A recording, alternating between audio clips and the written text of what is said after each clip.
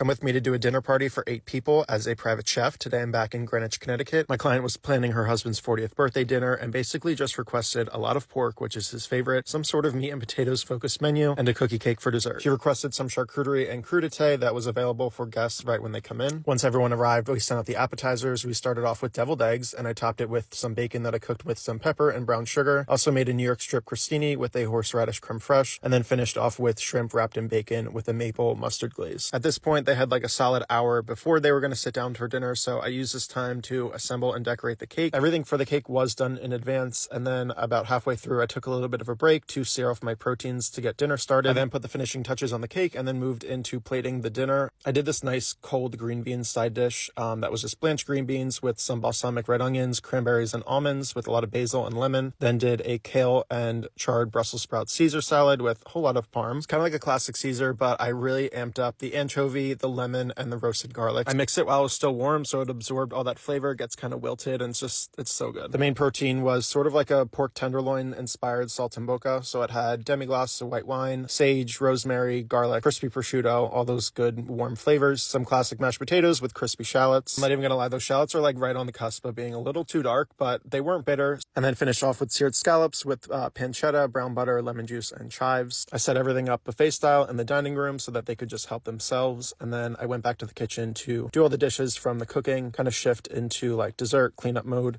and then finished off my night with the cake, and that was it. All right, I'll see you guys next time. Bye.